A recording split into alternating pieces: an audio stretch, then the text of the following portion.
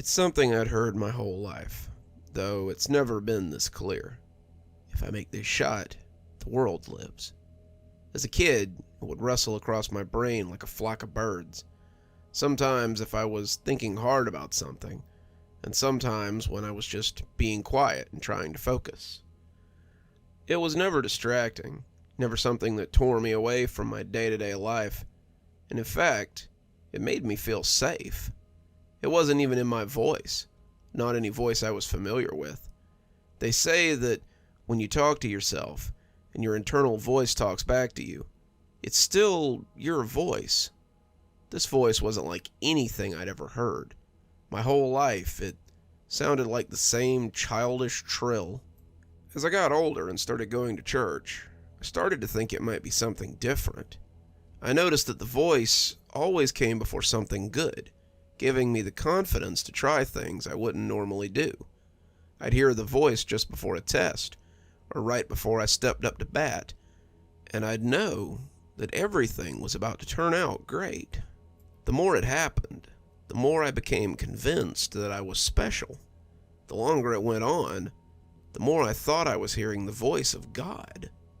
I told my priest about it, my family being very Catholic, and he said it sounded like I had a close relationship with God. Even at 8 years old, I could tell that he didn't believe me, but I didn't care. I knew what I was hearing, and I knew it was important. The more it pushed me towards success, the more I started saying it to myself like a mantra. I'd say, if I make this shot, the world will live, just before I went on stage for a debate. I'd say, if I make this shot, the world will live, just before I took a test.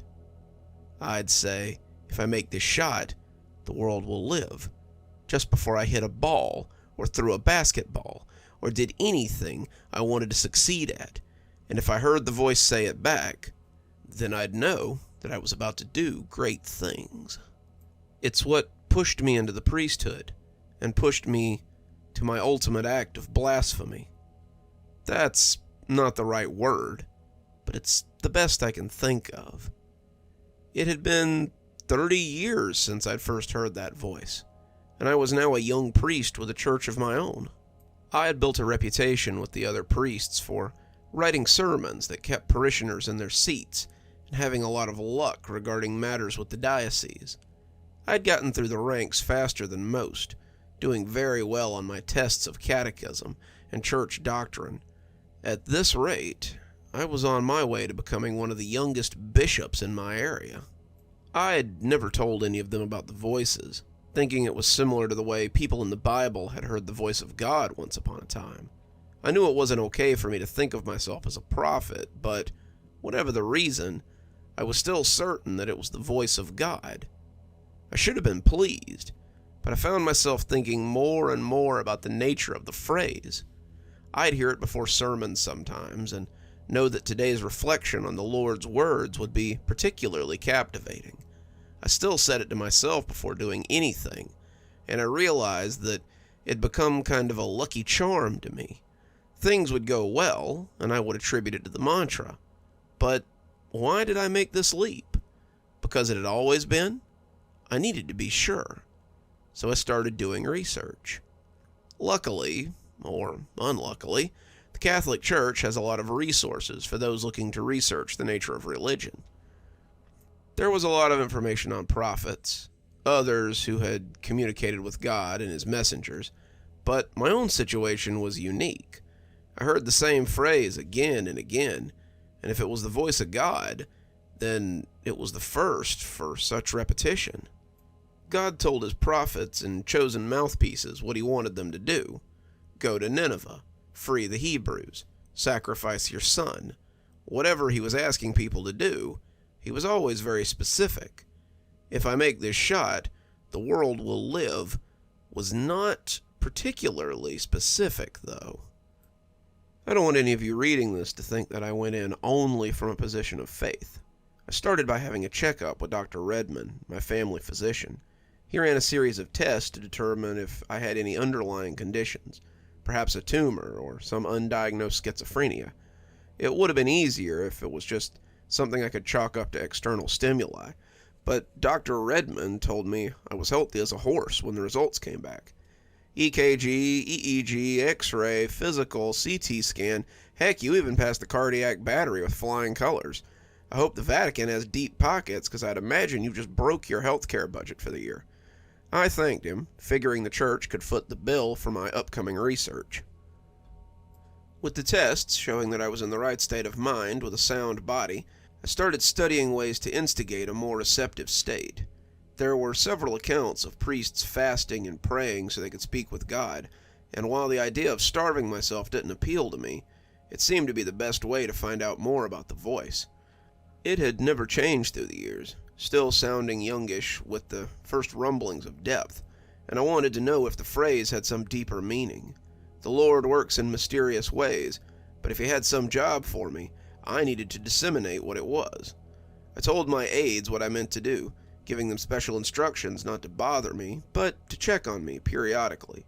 If they found me passed out or unconscious, they had specific instructions to offer aid. If I was hurting myself, worse than depriving myself of sleep and food I meant, they were to call the hospital and have me admitted. As long as I was still praying or meditating or not doing myself any harm, they would leave me to it. I planned to conduct my little experiment from Sunday night to Saturday night of the following week, and on the following Sunday, I would come to Mass with something to talk about for my weekly sermon. I had no idea how prophetic that statement would be. So, after Mass on Sunday night, I locked myself in my study, ate my last meal for the week, and began to read. I started at the beginning, reading of creation and of the garden, and as the hours stretched on, I began to read aloud to keep myself awake. The first night was easily the hardest. My body cried out for sleep as my stomach grumbled for lack of food. By the time Brother Joseph had come to check on me the next morning, I was past the worst of it and still reciting the book of Numbers. He left me water, asking me how I felt before leaving me to it. This was the height of my excitement for the project. I'd only been awake for about a day, and my zeal was still running high. I had heard the words 3 or 4 times throughout the night, and they had been clearer than they had ever been before. Sometimes the words were muffled, sounding like a kid's tin can phone, but that night the words were crisp and clear. I read for the rest of the day, hearing them 2 more times, and as night settled in, I felt tired, but still with hope and God's love. By day 3, some of my enthusiasm was starting to slip. I'd heard the words a few more times, twice perhaps, but I was starting to feel the effects of sleep deprivation. My stomach was also in a knot, and my head was swimming as my blood sugar fluctuated wildly. I had read stories about men fasting for weeks at a time, and I couldn't imagine another day of this. The only thing that kept me going was the knowledge that, the few times I'd heard it, the voice had been clear as a bell. Thursday night found me doing laps in my study when I finally got my answer.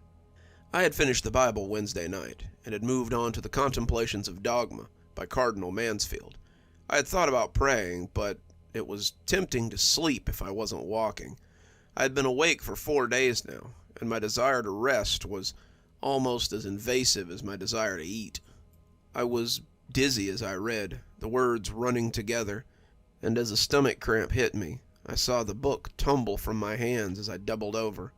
I thought I might throw up the water I had drunk a few hours ago, but instead I continued forward and fell to the floor. I landed next to the book, my world going black as I fell over, and I wasn't sure if I was going to wake up. If I make this shot, the world lives. I could hear the voice as if someone were whispering it into my ear. I opened my eyes and was suddenly aware of floating. I was hovering over the shoulder of a young giant, his face that of a high school or college student. He was writing an essay, his pencil scratching on the page as he toiled away at his work. He would stop and erase something before starting again, and as I moved closer, I could see that he had a small stack of finished papers beside him on the desk. How long he'd been writing on this essay was anyone's guess, but with an angry growl, I watched him crumble up the page before turning in his chair to face me. If I make this shot, the world lives. With a smooth and practiced arc, I watched him toss the paper into a nearby garbage pail before returning to his work, his pencil scratching away as he wrote. I was speechless. What was I seeing here? Was this God? It couldn't be. Could it? As he furrowed his brow, I saw that this essay wasn't the only thing on his desk. There was a manuscript, too, the title page proclaiming it to be Golden Fields. I began to understand why I had heard him say the mantra so many times. I assumed it was part of his process, and the throwing away of ideas was as much a part of it as writing itself.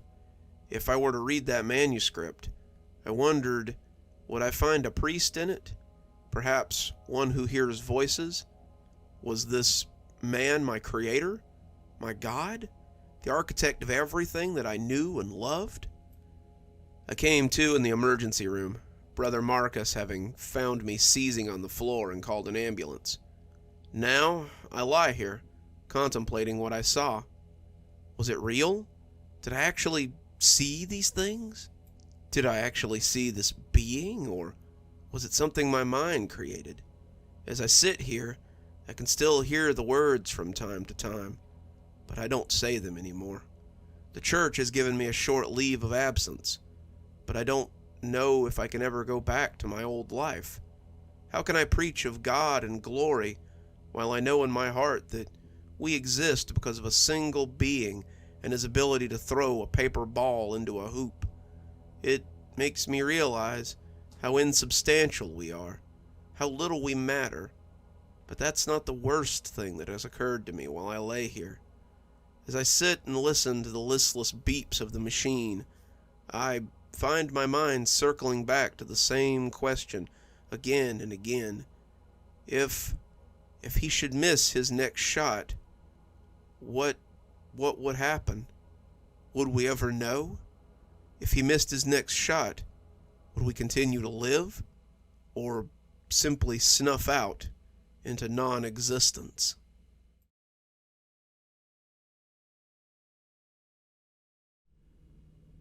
I have acquired Khazar the Amazing, issue 237 to be exact, and it scares the crap out of me. I'm a collector of rare comics. Well, not really a collector, I guess. I never keep them for very long, you see. I prefer to sell the comics for big bucks. I buy them from Goodwill and garage sales and estate sales, anywhere I can pick them up cheap, really. I'm in it for the profit, pure and simple. But today, I may have found something that I wasn't quite prepared for. Briarcliff Estates was having an estate sale, and I knew that there would be some interesting pieces there. Mr. Briar had died at the ripe old age of 103 and was said to be a notorious pack rat. His wife and son had died years ago, both under mysterious circumstances, and Briarcliff had gained an air of mystery ever since. It was said that his house was full of things, everything from antiques and collectibles to, well, downright garbage, and I wanted to have a look.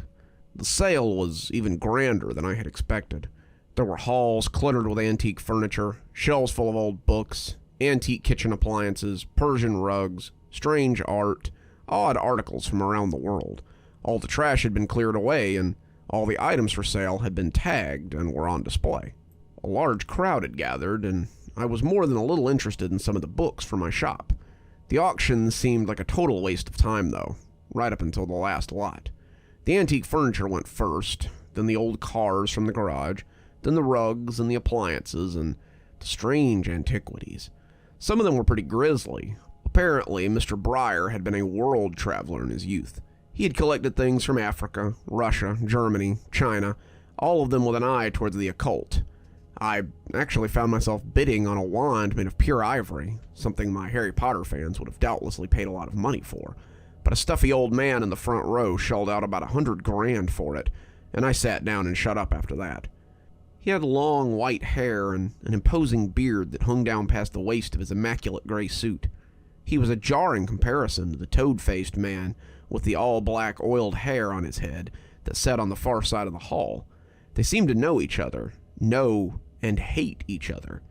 They had several hard looks for each other as they held their complicated bidding war, and their battles bled over into the books as well. They snapped up most of the books, old moldering things with hard-to-pronounce names, and my bids were mostly shouted over as the two dueled for the remaining tomes. Most everyone else had gone, seeing that these two meant to have the lot. So, when the last lot came up, and turned out to be a box of comics, I immediately threw out a bid of $25. I hadn't expected to see any comics here. my focus being on the antique books, but this seemed to be the only thing that these two weirdos didn't want. The bid went once, went twice, and then sold as the two glared at each other from across the room. I took my box of dusty old comics and scuttled off before either of them could realize that I had been there. I didn't realize what I had until I got home. I took them to my office and set to work. First a shower, then a change of clothes. Old comics can be finicky, and I like to be comfy when I appraise them. Then the gloves came on, a nice set of reusable rubber ones, and I put on a hairnet too. Can't be too careful with old comics. After I was set, I opened the box and had a look. I was not immediately impressed. Mr. Breyer, it appeared, had a thing for old Hanna-Barbera comics. There were some Yogi Bears, about 10 Huckleberry Hounds, some Tom and Jerry's, and a few wacky racer comics that I'd never even heard of. I set those aside. Hanna-Barbera comics never retail very high, unless you have some of the rarer pieces, that is. They were all in bags, though, and looked to be in pretty good shape, so I could at least get asking price for them. Next came some old Johnny Quest comics, and they also went to the side. Then I pulled out some old detective comics that looked to be from the early 40s run. They were bagged and looked to be in great shape. I set those on the desk by the computer. It looked like my purchase wouldn't be entirely in vain. There were some other things in there, some well-loved action comics, a few Batman issues from the late 60s, and a single issue of a comic series that I had never heard of. Sitting at the bottom of the box in a plastic sleeve that looked to be caked with dust and, maybe soda, I guess, was a copy of Kazar the Amazing, issue 237. I had never heard of Kazar the Amazing, and he appeared to be some sort of magician detective or something. I was also unfamiliar with Keystone Comics and decided to go do some research. As I brought it over to the computer, though, I felt a strong urge to drop it and just walk away. The comic felt weird, even through the gloves, and the bag was tacky in a way that soda usually wasn't. I don't know how to describe it. It was like the comic didn't want to be held. I shrugged it off at the time, but I can feel it now as it sits on the nightstand beside my computer. It doesn't want me to touch it. I looked up Kazar and found that it was part of a debut series from Keystone Comics. Kazar was in fact the only comic series they had put out, and it had a very limited run. Less than 500 issues of each comic were ever made, and they were extremely rare and not often seen at auction. Issue 237 was actually the last issue ever printed before Keystone Comics burned to the ground in 1975. The fire was supposedly investigated and ruled as an accident, despite 4 people having perished in the blaze. Chuck Landstar, the owner, and the writer of Kazar, his assistant, Mike Dre, and the illustrators who worked on the comic, Jug and Dale Trebolo, had all been killed in the fire. The series had never seen the light of day again. Apparently this issue had less than the usual amount on the run. Even in its ratty condition, it was worth over $1,000. Cha-ching.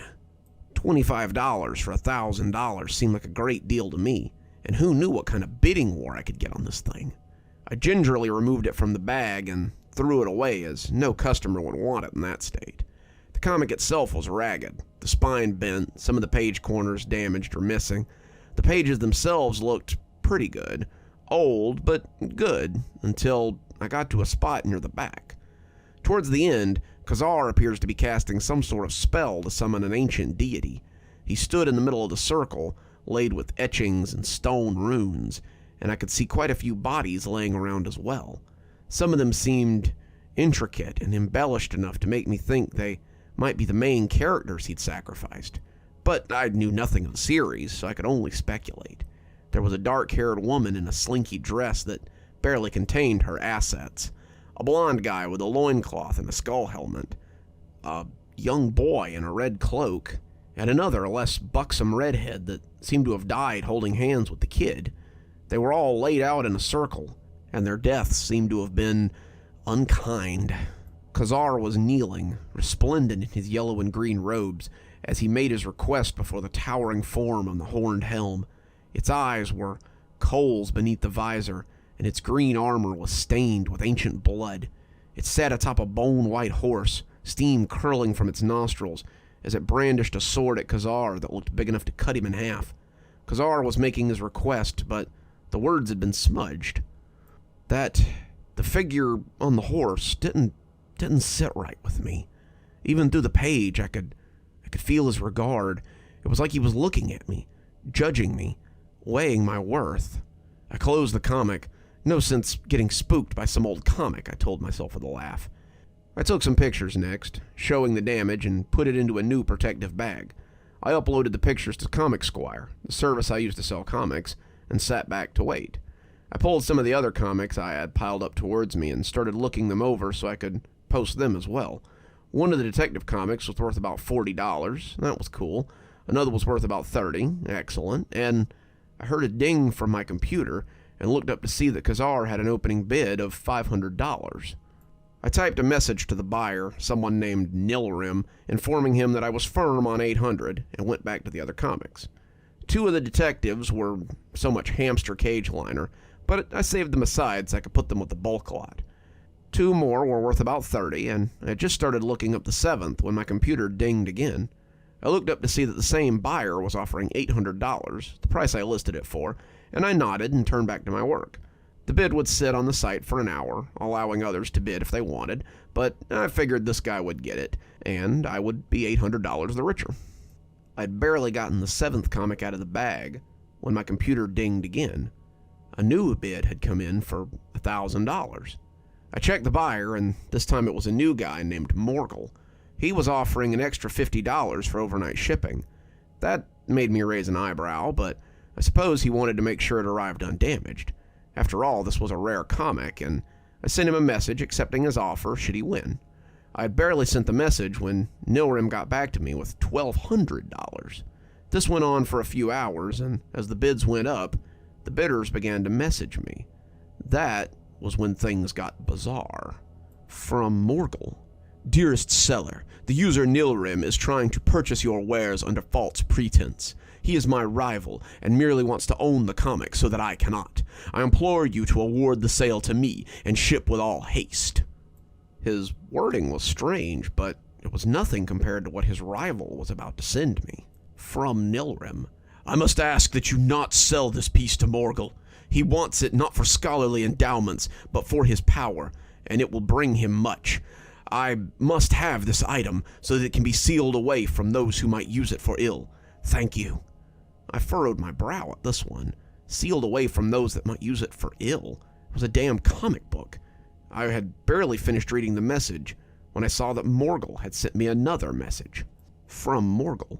I see that you have not offered me my preference in this matter. Has Nilrim offered you something more in return for this item? I assure you I will match whatever offer he makes, no matter the cost. That took me by surprise. These guys were clearly serious collectors, or weirdos, and they could likely pay big money for it. I didn't have to do anything. All I had to do was stay quiet and let these two drive the price up on their own. Simple economics. They wanted it, I had it. Suddenly this ratty comic was looking like a cash cow to me. Even then, I hadn't realized the real value of the piece. I heard the computer ding as a new message from Nilrim came up. Please, I implore you not to be swayed by Morgul's boasting. If he gets the tome, it will be devastating for our world. I implore you to sell it to me. Money is no object. Name your price, and I will pay it. I sucked in air through my teeth, my small pile of potential profits forgotten. This fellow had basically written me a blank check. How much would be too much? He had said that money was no object, but there was always a limit. I looked back at the sale and realized that Nilrim had just placed a bid for $50,000. Morgul quickly countered with 60, and the two went right on sparring as I watched. I pulled up Nilrim's message again, and that was when I realized that his profile had a picture attached. I clicked on it and realized that this was the same guy from the auction today. This picture was of a grandfatherly-looking man, long white hair and beard that was downright Gandalf-esque. He was in profile in the picture, just his head and shoulders, but I was willing to bet it was the same guy. This Morgul character was likely the other man, the one who had looked like a toad and been afflicted with all that greasy black hair. They were just continuing their antics from the auction, and I was surprised they had any money left after all the crap they had bought earlier. Another message from Nilrim came in, and this one had a link at the bottom to a new site. This must end. Morgul must not be allowed to own this spell. See what it has wrought last time it was unleashed upon the world." The link brought up an article about Briarcliff Estate. 4 bodies had been found on the grounds nearly 20 years ago. They had been arrayed in the garden, the photos looking very similar to the one in Khazar, minus the bodies, of course. Those had been replaced with tape outlines, but their placement was undeniable. Briar's wife, teenage daughter, nephew, and the brother that had been killed in what seemed like a cult activity. Briar had immediately been the first one to be suspected, but some combination of money and alibis given out of fear had cleared him. Still, his reputation in the community had been well earned. Had Briar made a deal with that horned demon? Had Briar possibly discovered something that had led him to fill his hallways with junk in an attempt to insulate himself from whatever might come for him? I saw I had a message from Morgul, a message with his final offer. The link in his message was of a Google Maps location. It was my address. His last message was much less formal and much less pleasant than the others had been. "I'm coming for what's mine. See you soon." I've been sitting in my office writing all this down for the past hour. I've locked the doors and called the police, but they don't seem to be taking this very seriously. The numbers on the bid haven't gone up in an hour, and even though Nilrim had won, I'm afraid he's never going to get what he paid for. I can see someone moving in the yard outside the window, but when I try to call the police, it just rings and rings. I don't know what to do. I can almost feel this comic watching me, even as whatever's outside keeps moving around out there.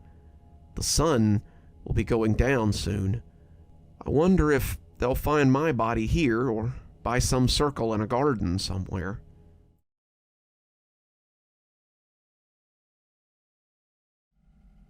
When I stepped into the little room, I thought I had come to the wrong place.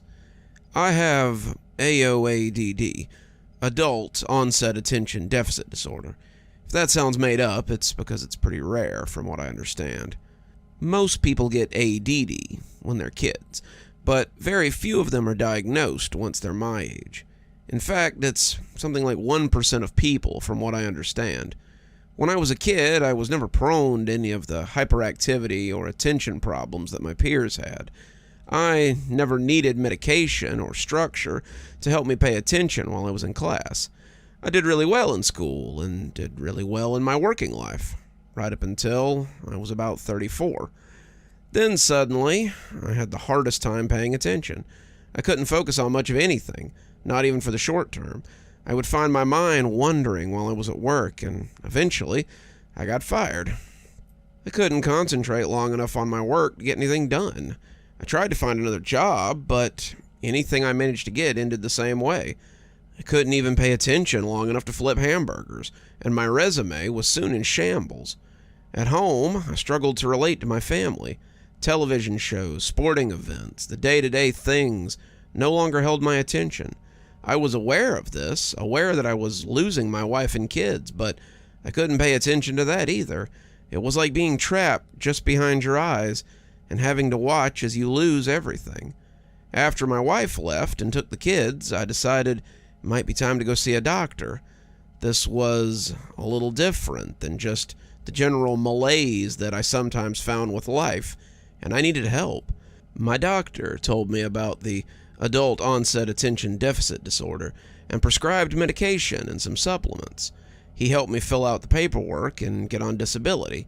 The disability paid for my housing. My wife had taken our house in the divorce, and the disability made them go easy on me when it came to child support. I wasn't just a lazy slob, I had a medical condition, and I was trying to overcome it. None of the medication worked, the supplements either, and nothing they suggested seemed to help with my attention problems.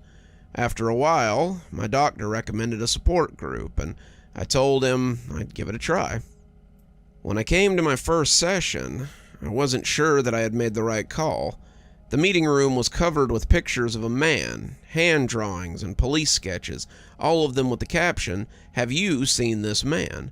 I wondered who he was, the whole thing feeling a bit tinfoil hattish, but I had to admit that the man looked a little familiar. I was still staring at him when the organizer called me out, looking up when the man asked if I had AOADD. When I told him I did, he nodded and told me I was in the right place. So I took a seat with the other 5 or 6 people there and decided to give it a try. So, why don't you tell us about your trigger moment? My what? I asked, not sure what he was talking about. Your trigger moment. Everyone in the group has one. It's the moment you realize that you had a problem with attention. It'll sound a little weird, but it may surprise you to learn that a lot of our trigger moments are very similar. I thought about it, like really racking my brain, but I couldn't come up with much of anything. My doctor had never said anything about a trigger moment, and this was something new. My attention issues had just kind of happened, and I couldn't think of anything that had caused it. The man leading the meetings, a middle-aged guy with salt and pepper hair, nodded and said that was normal. Charlie, he said, looking at a bearded guy who was dressed like somebody's dad at an amusement park, why don't you talk about your trigger moment? Maybe it'll help him figure it out. Charlie nodded, interlocking his fingers as he put them across his lap. I was walking down Main Street when a man suddenly called out to me from a nearby park bench. He asked if I would mind giving him my attention, just like that, and I nodded, saying I would. I figured he just wanted money. Most of the guys that call out to you from park benches want money. But after I agreed to give him my attention, he nodded and just got up and walked away. I thought it was weird, wondered what the hell that had been about, but as I walked, I realized I couldn't focus on the fantasy football team I had been planning. I'd been thinking about the game coming up. I was really big into fantasy football back then, and the team I had put together was doing really well. I had been going over my roster for next week. My team was about to go into the semifinals, and it was weird to realize that the roster would no longer hold my attention. I just kind of wandered around, not really thinking about anything in particular. That's how it started. After that, I couldn't really pay attention to anything. I lost my job, I lost my girlfriend, and now I just kind of float around most of the time. That trigger moment, the moment in time when I met the man, seems to be the only thing I can really concentrate on anymore.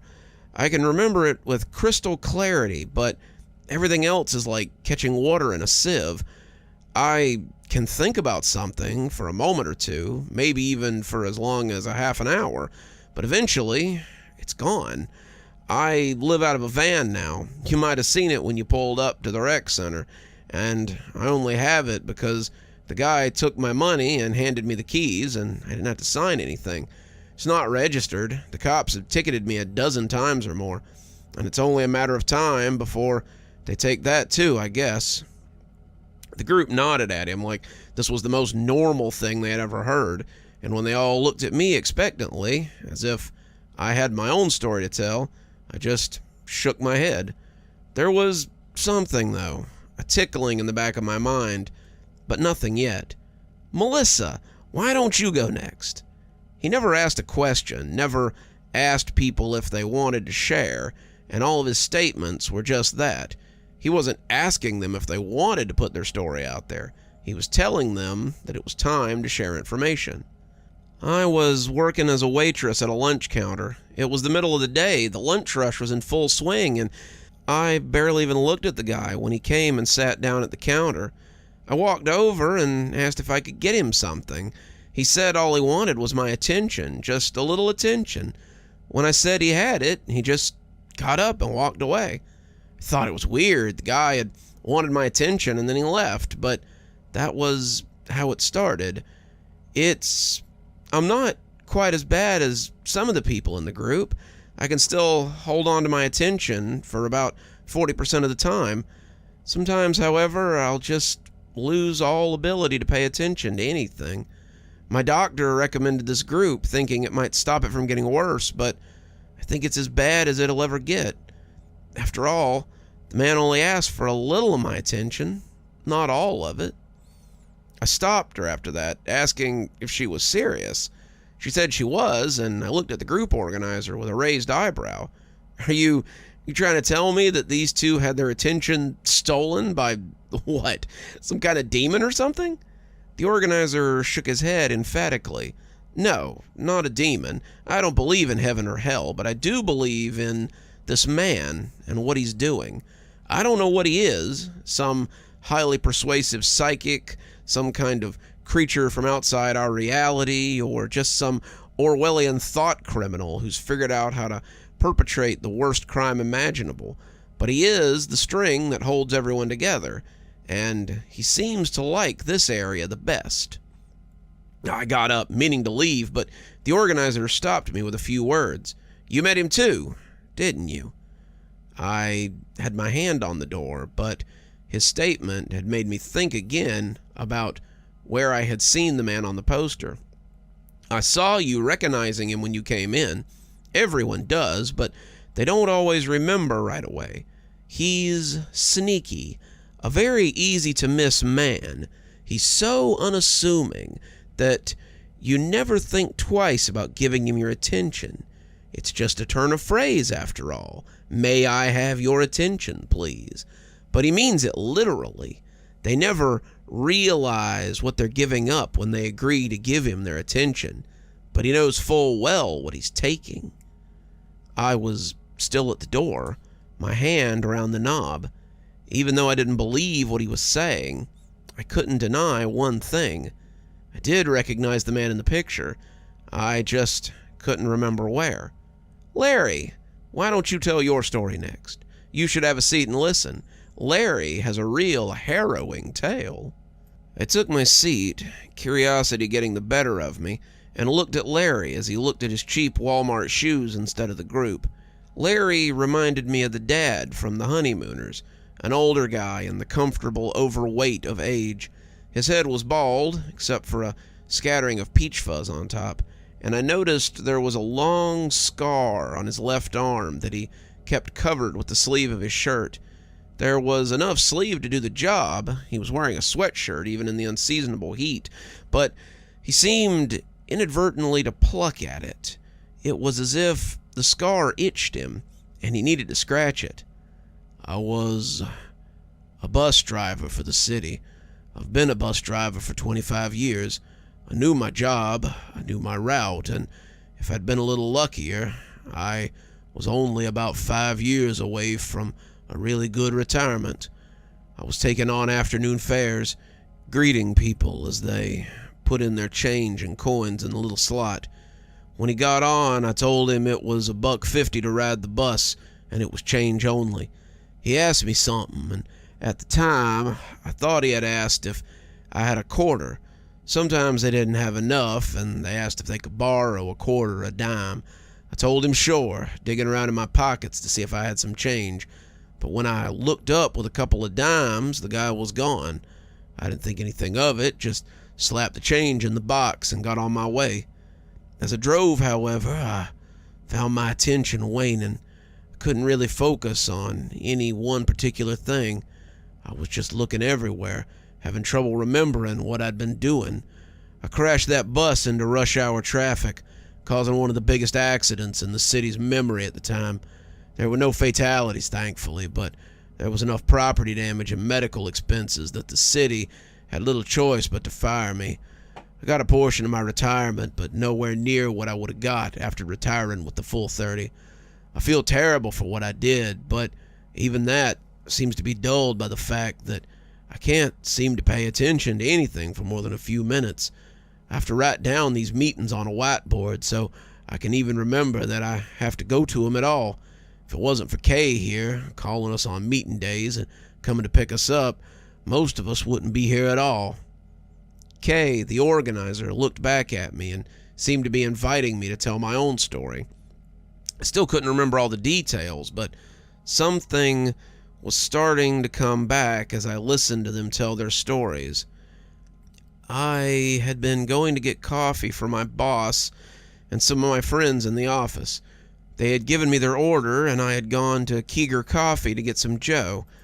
I had been coming back with the cardboard container of coffee, the one for me, balanced in my other hand, when someone had asked if they could have my attention, please.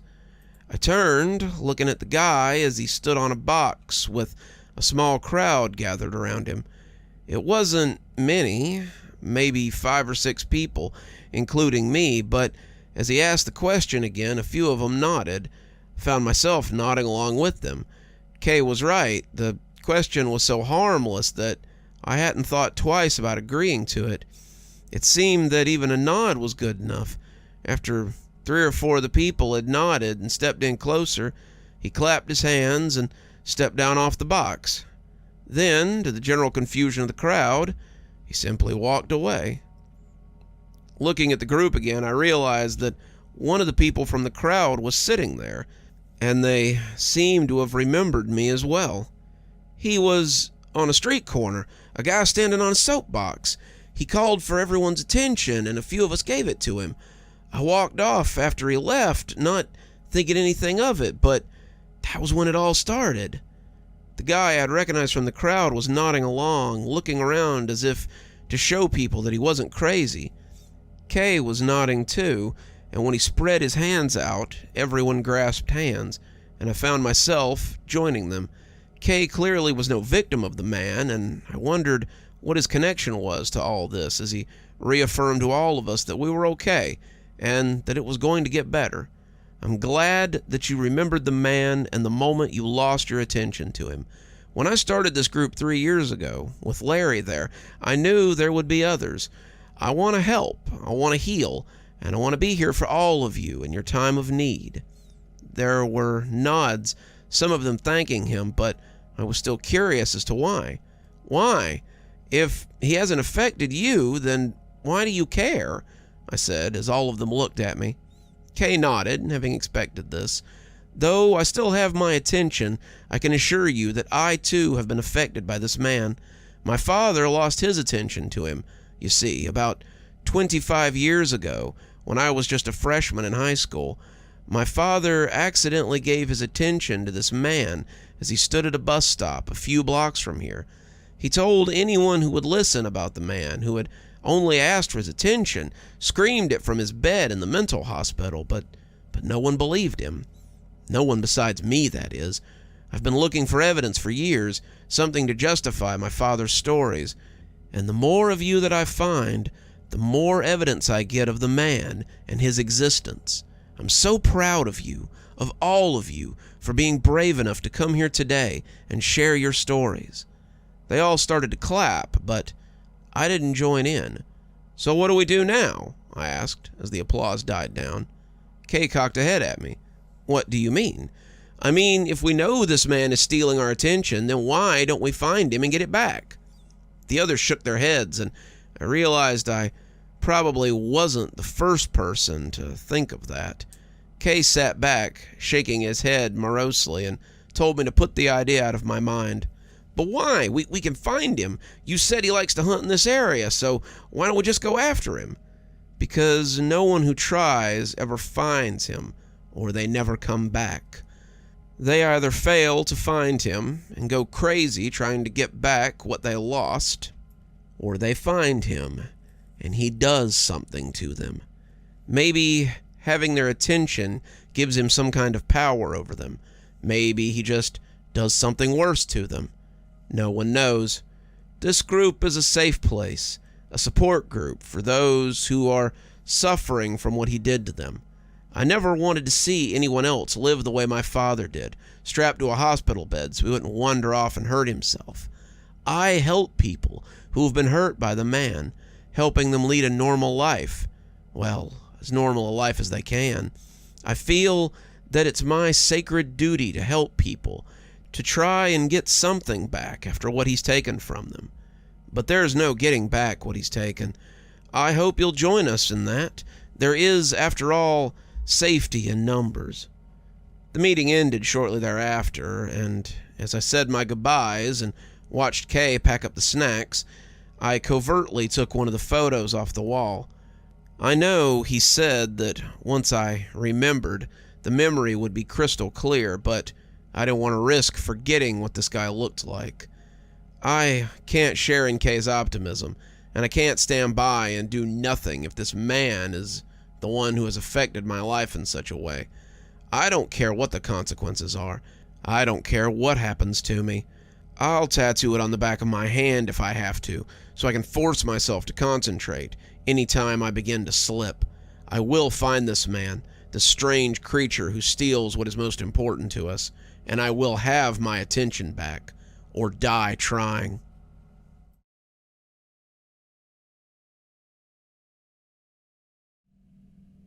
I've worked in Grandpa's shop for most of my life. It's been the first job for not just me, but all my siblings and most of my cousins. Grandpa runs a little pawn shop downtown, the kind of place that sells antiques as well as modern stuff, and he does pretty well. I don't think I've ever seen him worry about paying rent, and he can usually afford to pay us kids better than any of the other places in the neighborhood. All the other kids quit after a while, but I enjoyed working for Grandpa, and he always said I had a real knack for it. "You keep at it, kid, and someday this old store will be yours." Grandpa and I live above the shop. He offered me the spare room after Grandma died a few years back, and it's been a pretty good arrangement. Every evening he turns on the radio and cracks a beer, and we sit around and drink, and he tells stories from back in the day. The radio never seems to make any noise, and I've asked him why he keeps it around. He told me it was something he'd had for a long time, that it was special. I asked how the old radio was special, and he said that was a long story, if I had time for it. I said I didn't have anything else to do but sit here and listen to the rain, and Grandpa settled in as the old thing clicked and clunked in the background. Grandpa grew up in the early 60s. Technically, he grew up in the 40s and 50s, but in a lot of his stories, it doesn't really seem like his life began until 1962. He describes it as one of the most interesting times of his life, and a lot of it's because of his father, my great-grandpa. He grew up in Chicago, and the town was just starting to get its feet under it after the war.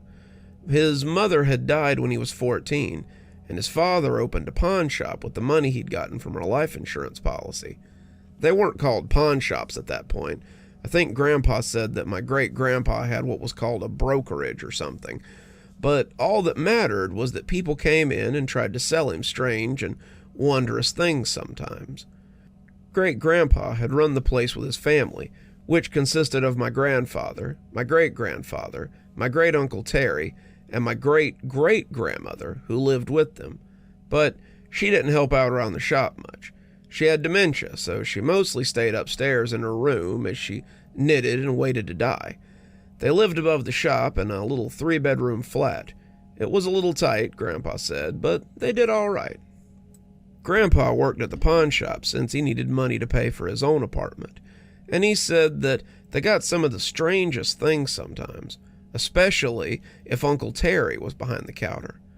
Uncle Terry was an odd duck, and that's coming from a family that wasn't strictly normal. Dad would usually buy things that he knew he could sell easily, appliances, tools, cars, furniture, that sort of thing. Uncle Terry, however, would often buy things that were a little less easy to move. He bought a bunch of old movie props once from a guy who claimed they were genuine props from a Bela Lugosi film, and Dad lost his shirt on them. Uncle Terry was also the one who bought that jewelry that turned out to be stolen, but that was okay since they turned it into the police and the reward was worth more than they spent on it. Terry was like a metronome. He'd make the worst choices and then the best choices, and sometimes they were the same choices all at once. So, of course, Terry had been the one to buy the radio.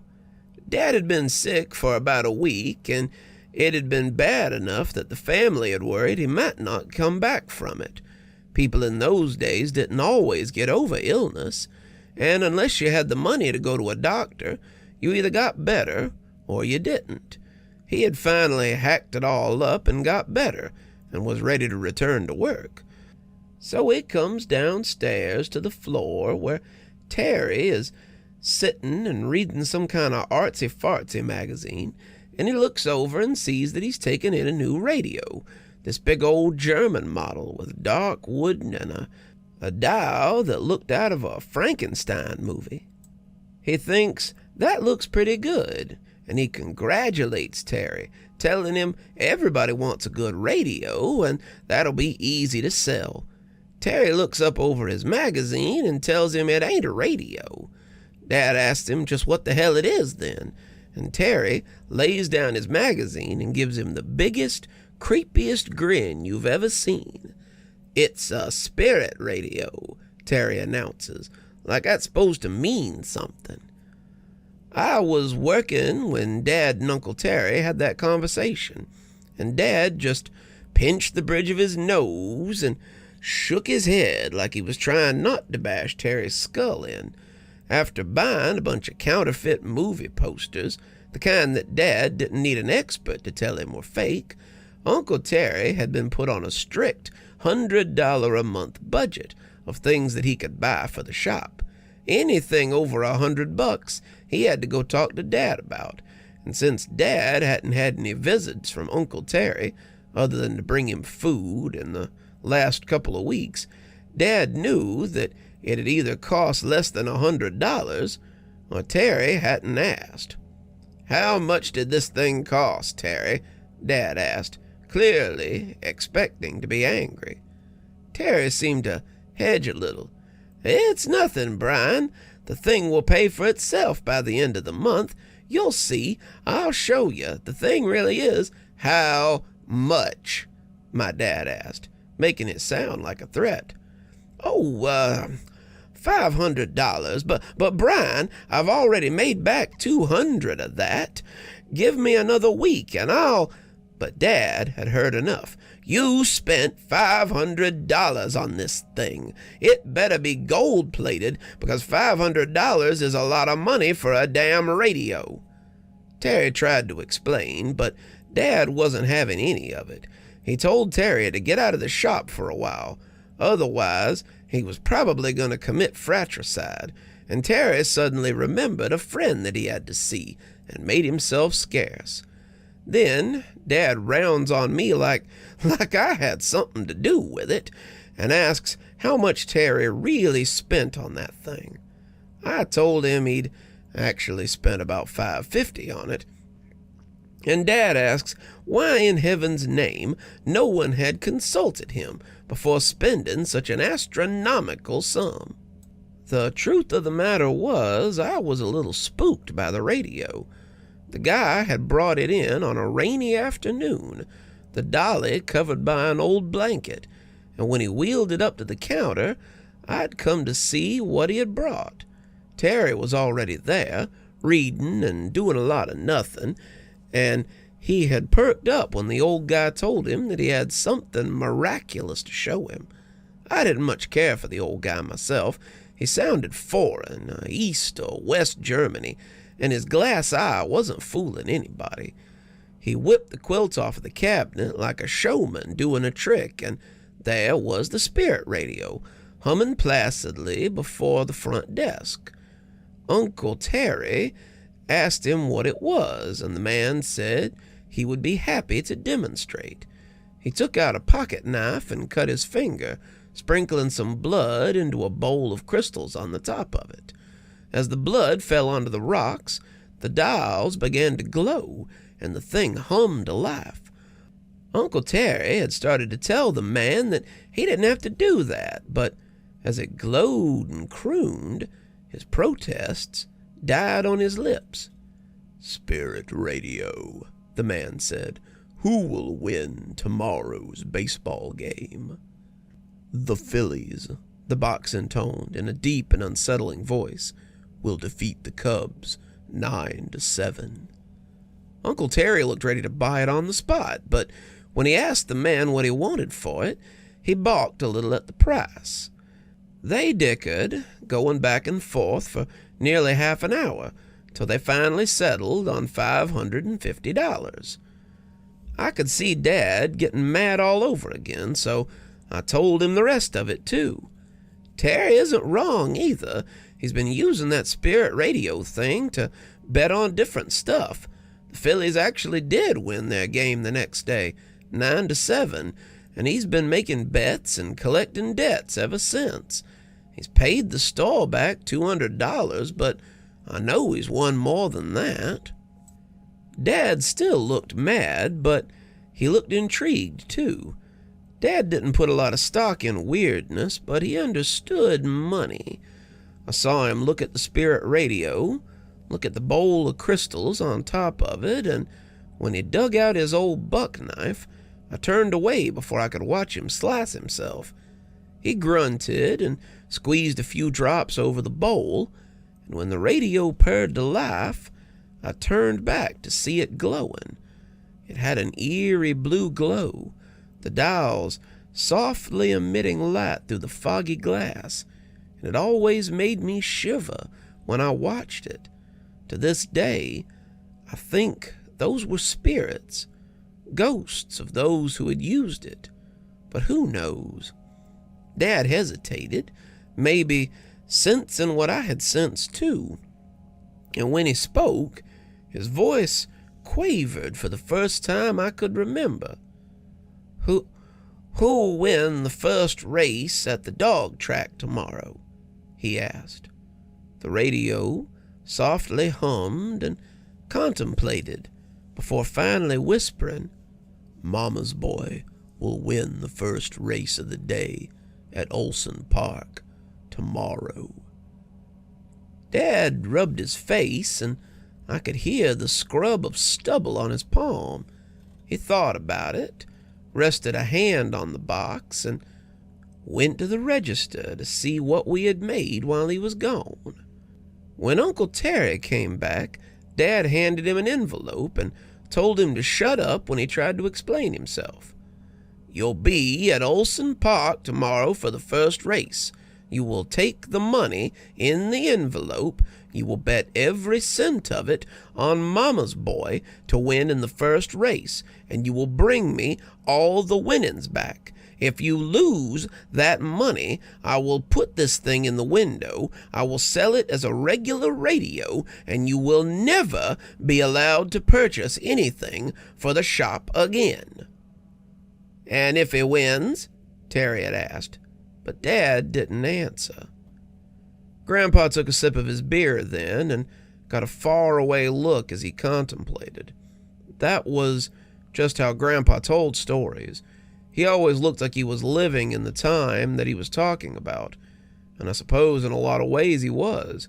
He was going back to the 1960s, the most interesting time of his young life, to a time when he encountered something he couldn't quite understand. "So did he win?" I asked, invested now as we sat in the apartment above the shop, drinking beer and watching the rain. "Oh, yes," Grandpa said. "He won, and when Uncle Terry came back with the money, I think Dad was as surprised as Terry was. Terry had been using it, but it always felt like he was operating under the idea that it was some kind of monkey's paw situation, and that after a while there would be an accounting for what he had won. When a month went by, however, and there was no downside to using the radio, Terry got a little more comfortable. He started to ask it other things, the results of boxing matches, horse races, sporting events, and anything else he could use to make money. It got so bad that his fingers started to look like pincushions, and he started cutting into his palms and arms. It seemed like more blood equaled better results, and sometimes he could get a play-by-play if he bled more for it. Dad would use it sparingly, still not liking to give it his blood, but Terry was adamant about it. It was a mania in him, and even though it hurt him, he used it a lot. He could always be seen hanging around that radio, talking to it and feeding it. Dad didn't like the method, but he liked the money it brought in. The shop was doing better than it ever had, thanks to the cash injection from the spirit radio, and Dad was buying better things to stock. He bought some cars, some luxury electronics, and always at a net gain to the store once he sold them. Times were good. Everyone was doing well, but that was when Uncle Terry took it too far. He brought the bottle to his mouth, but it didn't quite make it. It seemed to get stuck halfway there, the contents spilling on his undershirt as he watched the rain. He jumped when the cold liquid touched him and righted it, putting it down before laughing at himself. He shook the drops off his shirt and looked back at the rain, running his tongue over his dry lips. One night, we tied on a few too many, and my uncle got this really serious look on his face. He staggered downstairs, despite Dad yelling at him and asking where he was going. And when he started yelling, we ran downstairs to see what was going on. He was leaning over the spirit radio, the tip of his finger dribbling as he yelled at it. He held it out, letting the blood fall onto the crystal dish on top of the radio, and as it came to life, he put his ruddy face very close to the wooden cabinet and blistered out his question, clearly, not for the first time. "When will I die?" The radio was silent, the light blinking, but it never returned an answer. He cut another finger, asking the same question, but it still never returned an answer. Before we could stop him, he had split his palm almost to the wrist, and as the blood dripped onto the stones, he nearly screamed his question at it. "When will I die?" The spirit radio still said nothing, and Dad and I had to restrain him before he could do it again. We didn't know what had brought this on. We never found out, but Uncle Terry became very interested in death, and more specifically, when he was going to die. I don't know, maybe all this spirit talk got him thinking. Maybe he was afraid that one day his voice was going to start coming out of that radio. Whatever the case, Dad put a stop to using it. He hid the thing. He had to keep moving it because Uncle Terry always found it again. He would hide it for a day or two, but eventually he would find him, bleeding from his palm and pressing his face against it. Sometimes I could hear him whispering to it like it was talking back to him. I didn't like those times. It was creepy, but Uncle Terry was attached at the hip to that damn radio.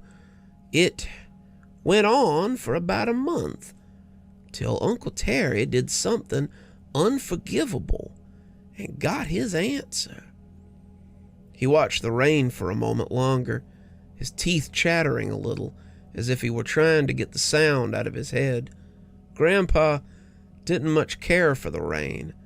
I had known him to close the shop if it got really bad, and it always seemed to make him extremely uncomfortable. That's why we were sitting here in the first place, and I believe that Grandpa would have liked to have been drinking something a little stronger. Dad and I got a call about something big, something he really wanted. It was an old armoire, an antique from the Civil War era, and the guy selling it, at least according to Dad, was asking way less than it was worth. He wanted me to come along and move it with him, and said he didn't feel like Terry would be of any use at this.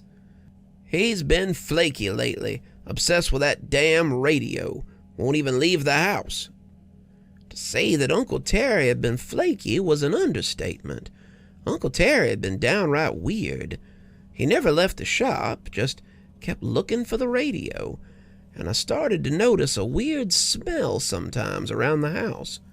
I suspected that he wasn't bathing, and I never saw him eat or sleep. He just hunted for the radio and fed it his blood when he found it.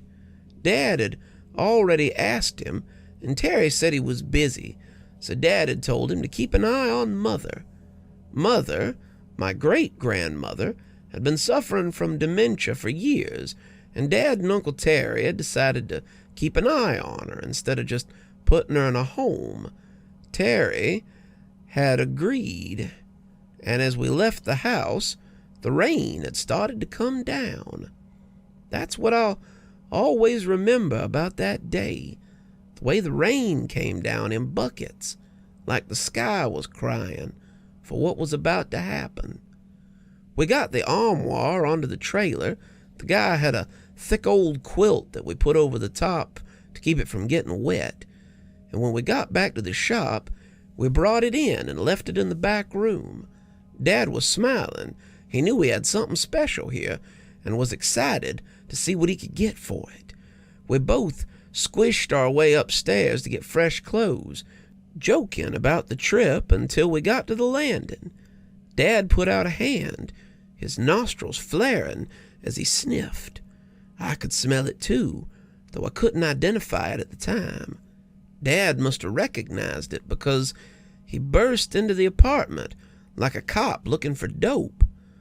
Uncle Terry was sitting in the living room, his hands red and his knees getting redder by the minute. He was rocking back and forth, the spirit radio glowing beside him as he repeated the same thing over and over again. He had found it wherever Dad had hid it at and had clearly been up to his old tricks again. Dad stood over him as he rocked, his fists tightening like he wanted to hit him, and when he growled at him, I took a step away, sensing the rage that was building there. "What have you done?" he asked. "Today, it's today, today, it's today." Terry kept right on repeating, rocking back and forth as he sobbed to himself. Dad turned to the bowl on top of the spirit radio, and he must not have liked what he saw. I saw it later after everything that came next, and it was full of blood. The crystals were swimming in it, practically floating in the thick red blood, and Dad seemed to be doing the math. There was more blood than a finger prick or a palm cut, and Dad was clearly getting worried, given that Uncle Terry was still conscious. "Where's Mother?" he asked, his voice low and dangerous. "Today, today, today, it's today." "Where is our mother, Terry?" Dad yelled, leaning down to grab him by the collar and pull him up.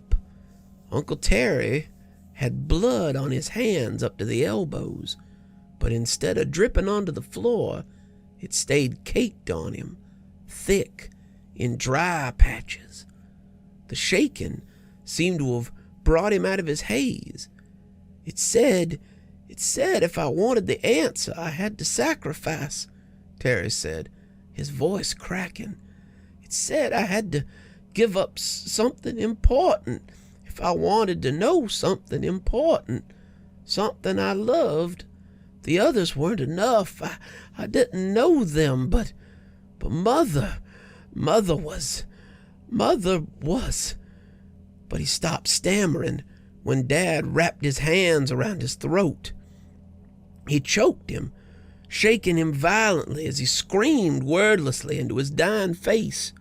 And when he dropped him, Uncle Terry didn't move.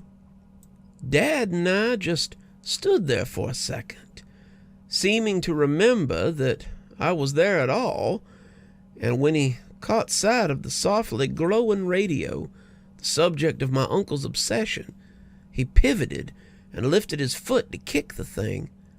I could tell he meant to destroy it, to kick it until it was splinters on the floor. But something stopped him, whether it was regret for what he had done or some other worldly force. My dad found himself unable to strike the cabinet. Maybe he was afraid of letting the spirits out. I would never know. Instead, he went to call the police so they could come and collect the bodies. They might also collect him, but he didn't talk about that as we sat in silence until they arrived. Dad told the police that my uncle had admitted to killing their mother, and he had killed him in a blind rage. They went to the back room and confirmed that my grandmother was dead. Dad didn't tell me until he lay dying of cancer years later, but Terry had cut out her heart and offered it to the bowl on top of the radio. We assume he did, at least, because we never found any evidence of it in the house or the bowl. It was never discovered, and the police believe that he had ground it up. They also discovered the bodies of 3 homeless men rotting in the back of Terry's closet. He had bled them, something that had stained the wood in that room so badly that we had to replace the floor. How he had done all this without anyone noticing, we had no idea. He had to have been luring them in while we were out or doing other things, and if it hadn't been for my grandmother's death being directly linked to him, I truly believe that Dad would have been as much of a suspect as Uncle Terry. They took the bodies away. They took the bowl away, though they returned it later, and I ended up moving in with Dad. He got kind of depressed after the whole thing, and it helped to have someone here with him. I've lived here ever since, eventually taking over the business, and you pretty much know the rest. We sat in silence for a few minutes, just listening to the rain come down and the static from the old radio as it crackled amicably. "Have you ever used the radio?" I asked, a little afraid of the answer. Grandpa shook his head. "I saw what it did to Uncle Terry, to a lesser degree, what it did to Dad. I've run this shop since his death, and I did it without the radio." "Then why keep it?" I asked, looking at the old thing a little differently now. "Because, like Dad, I can't bring myself to destroy it, and I won't sell it to someone else so it can ruin their life too. When the shop is yours, it'll be your burden, and the choice of what to do will be up to you." I couldn't help but watch the radio, seeing it differently than I had earlier. As we sat drinking, I thought I could hear something under the sound of the rain.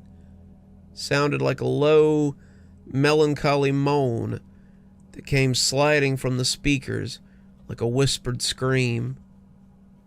Was my great uncle's voice in there somewhere? I supposed one day I might find out.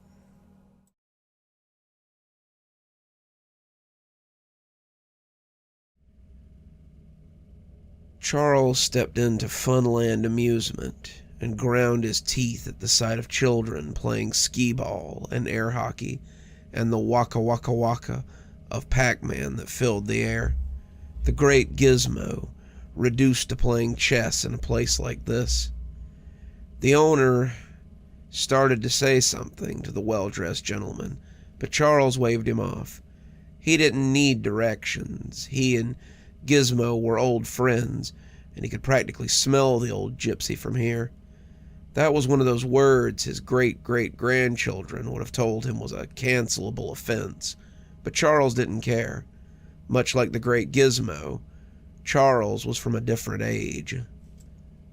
Charles had first met Gizmo in 1919, when the world was still new and things made sense. It had been at an expo in Coney Island, and his father had been rabid to see it. "They say it's from Europe, and it's been touring since the 1800s.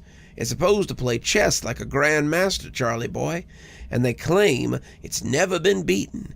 I want you to be the first one to do it, kiddo." Charlie's father had been a trainman, an engineer, and a grease monkey who had never gotten farther than the 5th grade. He had learned everything he knew at the side of better men, but he knew Charlie was special. Charles was 9 and already doing high school math, and not just reading Shakespeare, but understanding what he meant, doing numbers good enough to get a job at the broker's house if he wanted it. His father wouldn't hear of it, though. No genius son of his was going to run numbers for bingo boys, not when he could get an education and get away from this cesspool. Education, Charlie, that's what's going to lift you above the rest of us. Higher learning is what's going to get you a better life than your old man. One thing his dad did love, though, was chess. Most of the trained guys knew the typical games: cards, dice, checkers, chess. But Charlie's dad had loved the game best of all. He was no grand master, barely above a novice, but he had taught Charles everything he knew about it from a very young age. Charles had absorbed it like a sponge. He was one of the best in the boroughs, maybe one of the best in the city, and he'd taken third in the Central Park chess finals just last year. And that was against guys 3 times your age, kid, his dad had crowed. Now, he wanted his son to take on the great Gizmo. The exhibition was taking place in a big tent not far from the show hall, and it was standing room only. Lots of people wanted to see this machine that could beat a man at chess, and they all wanted a turn to try it out. Most of them wouldn't, Charlie knew, but they wanted the chance to watch it beat better men than them so they could feel superior for a little while. Charles didn't intend to give them the satisfaction. The man who'd introduced the thing was dressed in a crisp red and white striped suit, his flat-topped hat making him look like a carnival barker. He had thumped his cane and called the crowd to order, his eyes roving the men and women as if searching for the right victim. "Ladies and gentlemen, what I have here is the most amazing technical marvel of the last century. He has bested kings, geniuses, and politicians in the art of chess, and is looking for his next challenge. Ladies and gentlemen, I present to you the great Gizmo." Charles hadn't been terribly impressed when the man tore back the tarp to reveal the thing. It looked like a fortune teller, dressed in a long red robe with a turban on its head, boasting a tall feather and a large gem with many facets. It had a beard, a long mustachio that dripped with rings and bells, and a pair of far too expressive eyes. It moved jerkily, like something made of wires, and the people oohed and awed over it, impressed. "Now then, who will be the first to test its staggering strategy? Only $5 for the chance to best the great Gizmo." Charlie's father had started to step forward, but Charles put a hand on his arm. "Let's watch for a moment, Dad. I want to see how he plays." "You sure? I figured you'd stomp it first, and then we'd walk off with the glory." "I'm sure," Charles said, standing back to watch as the first fellow approached, paying his money and taking a seat. This was how Charles liked to play. First came the observation period, where he watched and made plans. He liked to stand back, blending in with the crowd so he could take the measure of his opponents. People rarely realized you were studying their moves, planning counter moves, and when you stepped up and trounced them, they never saw it coming. That was always his favorite part, watching their time-tested strategies fall apart as they played on and destroyed themselves by second-guessing their abilities. That hadn't happened that day in the tent at Coney Island. As much as he watched, and as much as he learned, Charles never quite understood the strategies at play with the great Gizmo. He stuck to no gambits, he initiated no set strategy, and he was neither aggressive nor careful. He answered their moves with the best counter move available, every time, and he never failed to thwart them. After 5 others had been embarrassed, to the general amusement of the crowd, Charles decided it was his turn. "A kid?" the barker asked. "Mister, I'll take your money, but I hate to steal from a man." His father had puffed up at that. "Charlie's a chess prodigy. He'll whip your metal man."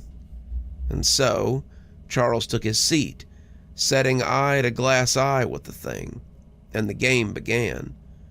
Charles would play a lot of chess in his lifetime, but he would never play a game quite that one-sided again. The great gizmo thwarted him at every move, countered his counters, ran circles around him, and by the end, Charles wasn't sure he had put up any sort of fight at all. He had a middling collection of pieces, barely anything, and Gizmo had everything. "Checkmate," the thing had rasped, its voice full of secret humor, and Charles had nodded before walking away in defeat. "No sweat, Charlie boy," his father had assured him. "Damn creepy thing's a cheat anyway. That's what it is, just a cheatin' bit of nothing." Charles hadn't said anything, but he had made a vow to beat the pile of wires next time the chance arose. Charles saw the great gizmo sitting in the back of the arcade, forgotten and unused. He didn't know how much the owner had paid for it, but he doubted it was making it back. The great gizmo was a relic. No one came to the arcade to play chess anymore. There was a little placard in front of him telling his history, and a sign that asked patrons not to damage the object. The camera overhead likely helped with that, but there was likely more to it than that. The great gizmo looked like something that shouldn't exist, something that flew in the face of this uncanny valley that his great-grandson talked about sometimes, and people found it off-putting. Charles, however, was used to it. "Do you remember me?" he asked, putting a quarter in as the thing shuddered and seemed to look up at him. Its robes were faded, its feather ragged, but its eyes were still intelligent. "Charles," it croaked, just as it had on that long-ago day. Charles had been in his second year of high school when he met the great gizmo for the second time. School was more of a formality than anything. He could pass any test that a college entrance board could throw at him, but they wouldn't give him the chance until he had a diploma. He was 16, a true prodigy now, and his chess skills had only increased over the years. He had taken Ruby Fawn to the fair that year, and that was where he saw the sign proclaiming the great gizmo would be in attendance. He had drugged her over to the tent, the girl saying that she didn't want to see that creepy old thing, but he wanted a second chance at it. His father was still working in the grease pits of the train yard, but he knew his face would light up when he heard how his son had bested his old chess rival. The stakes had increased in 7 years, it seemed. It was now $8 to play the champ, but the winner got a $50 cash prize. $50 was a lot of money in 1926, but Charles wanted the satisfaction of besting this thing more than anything.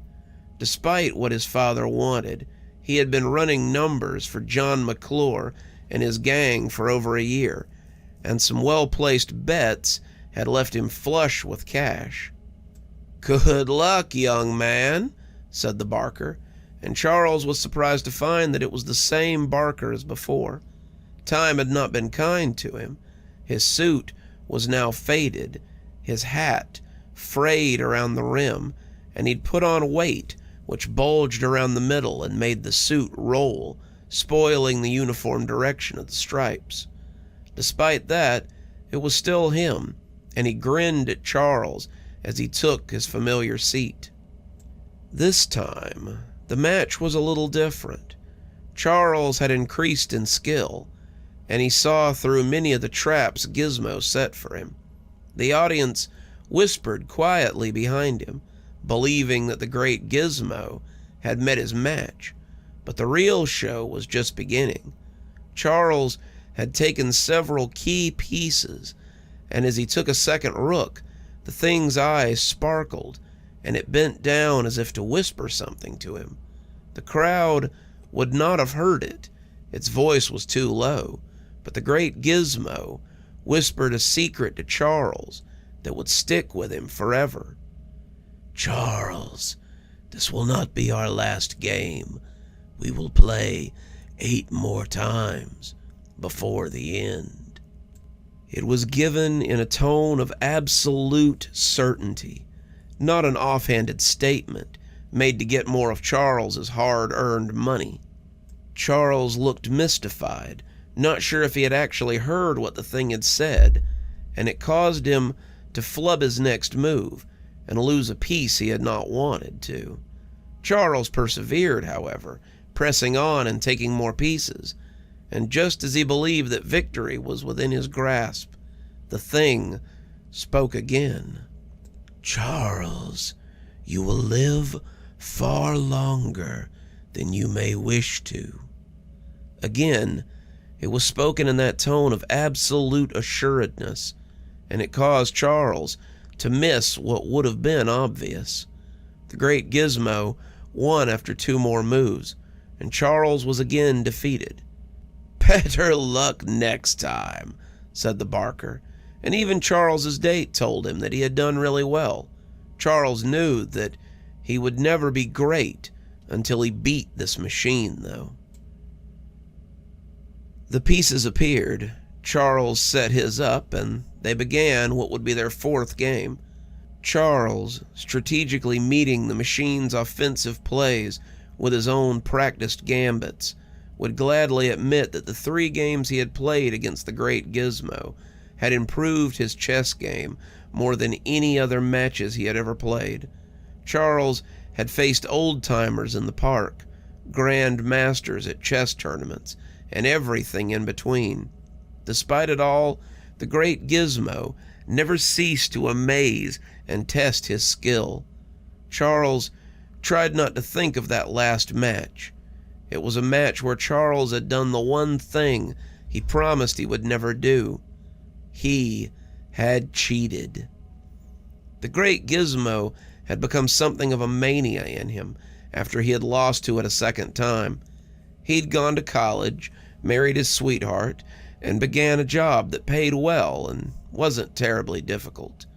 With his business acumen, Charles had been placed as the manager of a textile mill. Soon, he had bought it and was running the mill himself.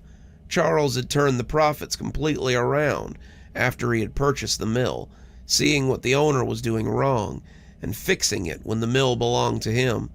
He'd come a long way from the little kid who sat in the tent at Coney Island, but that tent was never far from his mind. Charles had one obsession, and it was chess. Even his father had told him he took the game far too seriously. He and his father still played at least twice a week, and it was mostly a chance for the two to talk. His father was not able to work the train yard anymore. He lost a leg to one of the big locomotives when it had fallen out of the hoist onto him, but that hardly mattered. His father lived at the home that Charles shared with his wife, a huge mansion on the main street of town, and his days were spent at leisure now. "You're the best chess player I've ever met, Charlie, but you take it too seriously. It's just a game, an entertainment, but you treat every chess match like a war." Charles would laugh when he said these things, but his father was right. Every chess match was a war, and the general behind all those lesser generals was the great Gizmo. He had seen the old golem in various fairs and sideshows, but he had resisted the urge to go and play again. He couldn't beat him, not yet, and when he did play him, he wanted to be ready. He had studied chess the way some people study law or religion. He knew everything, at least everything that he could learn from books and experience, but it appeared he had one more teacher to take instruction from. Charles liked to go to the park and play against the old-timers that stayed there. Some of them had been playing chess longer than he'd been alive, and they had found ways to bend or even break the established rules of strategy. On the day in question, he was playing against a young black man He called himself Kenny, and when he had taken Charles's rook, something strange happened. The rook was gone, but so had his knight that had been beside it. Charles knew the knight had been there, but when he looked across the board, he saw that it was sitting beside the rook on Kenny's side. He still won the match. Charles was at a point where he could win with nearly any 4 pieces on the board, but when they played again, he reached out and caught Kenny by the wrist as he went to take his castle off the board. In his hand was a pawn as well, and Kenny grinned like it was all a big joke. Charles wasn't mad, though. On the contrary. The move had been so quick, so smooth, that he hadn't even seen it the first time. He wondered if it would work for a creature that did not possess sight. It might be just the edge that he was looking for. "Hey, man, we ain't playing for money or nothing. There's no need to get upset over it." "Show me," Charles asked, and Kenny was more than happy to oblige. Kenny showed him the move, telling him the piece he palmed always had to be on the right of the piece that you would take.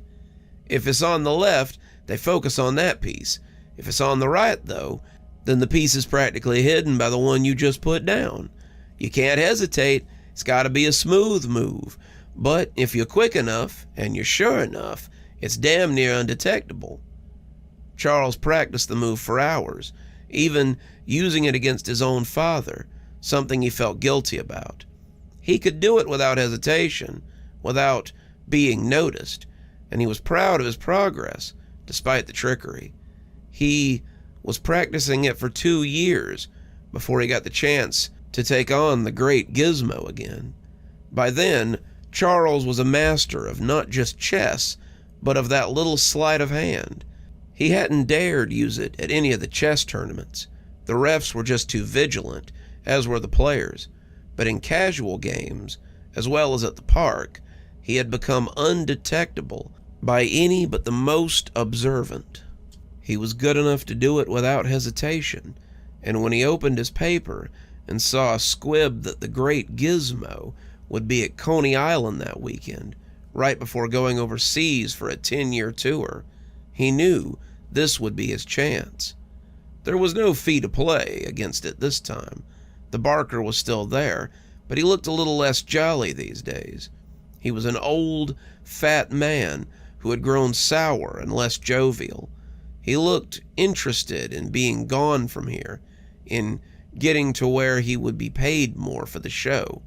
He told Charles to take a spot in line, and as the players took their turns, many of them people Charles had bested already, they were quickly turned away with a defeat at the hands of the golem. The great Gizmo looked downright dapper as he sat there, seeing that the man had gotten him a new robe and a feather for his journey. The eyes still sparkled knowingly, however, and Charles settled himself so as not to be thrown by any declaration of future knowledge this time. The pieces came out, and the game began. Charles did well at first. He was cutting a path through the great Gizmo's defenses, and the thing again told him they would play 8 more times before the end. That was a constant, it seemed, but after that, the match turned ugly. The great Gizmo recaptured some of his pieces and set them to burning. Charles was hurting, but still doing well. He took a few more, received his next expected bit of prophecy, and then the play became barbaric. The great Gizmo was playing very aggressively, and Charles had to maneuver himself to stay one step ahead of the thing. He became desperate, trying to get the old golem into position, and when he saw the move, he took it. He had palmed a knight and a pawn when something unexpected happened. The great Gizmo grabbed his hand, just as he had grabbed Kenny's, and it leaned down until its eyes were inches from his. It breathed out, its breath full of terrible smoke and awful prophecy, and Charles began to choke. The smoke filled his mouth, taking his breath, and he blacked out as he fell sideways. The thing let go of him as he fell, but his last image of the great gizmo was of its two expressive eyes watching him with disappointment. He'd been found wanting again, and Charles wondered, before passing out, if there would be a fourth time. Charles woke up 3 days later in the hospital, his wife rejoicing that God had brought him back to them. By then, the great gizmo was on a boat to England, out of his reach. The year after that, World War II would erupt, and Charles had feared that he would never get another match with this creature. The match began as it always did. Charles put aside the great gizmo's gambits, one at a time.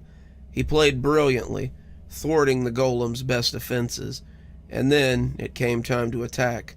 He cut the great gizmo to shreds, his line all a tatter, and when he told him that they would play 8 games before the end, Charles knew he was advancing well. He had lost barely any pieces of his own, and as the thing began to set its later plans in order, he almost laughed. This was proving to be too easy. The great gizmo and the Barker had been in Poland when it fell to the Blitzkrieg, and the great gizmo had dropped off the face of the earth for a while. Charles had actually enlisted after Pearl Harbor, but not for any sense of patriotism.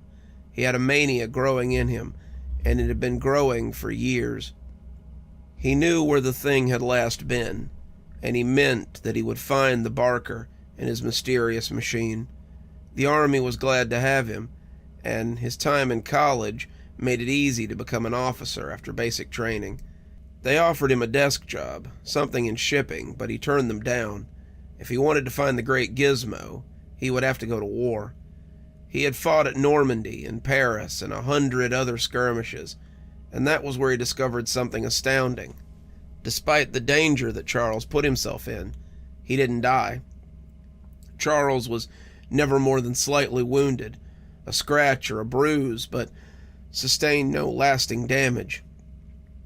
He wondered how this could be, but then he remembered the words of the great gizmo. "You will live far longer than you may wish to." He returned home after the war, but the old construct never returned to America. It took a while for his contacts to get back on their feet, but eventually what he got were rumors and hearsay. He heard that Hitler had taken the thing, adding it to his collection of objects he believed to be supernatural.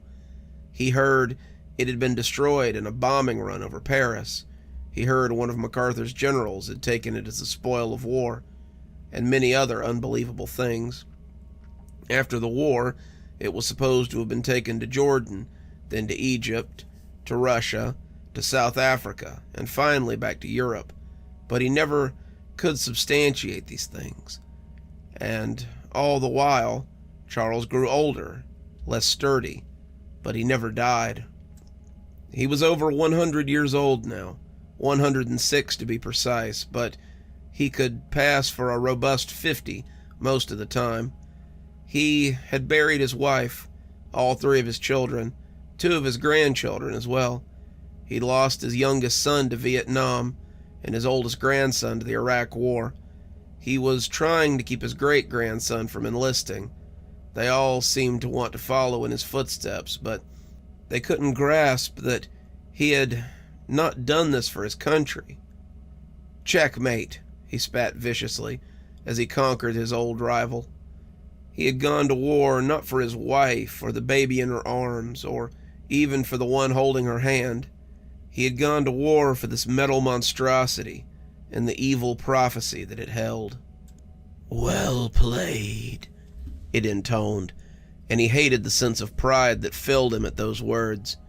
"You may ask one question, any question, and I will answer it for you. You have defeated the great gizmo, and now the secrets of the universe are open to you." Some men would have taken this chance to learn the nature of time, the identity of God, maybe even the night's lotto numbers. But there was only one question that interested Charles. How much longer will I live? The great Gizmo sat back a little, seeming to contemplate the question. You will live for as long as there is a great Gizmo. Our lives are connected by fate, and we shall exist together until we do not. Charles thought about that for a long time, though he supposed he had known all along what the answer would be.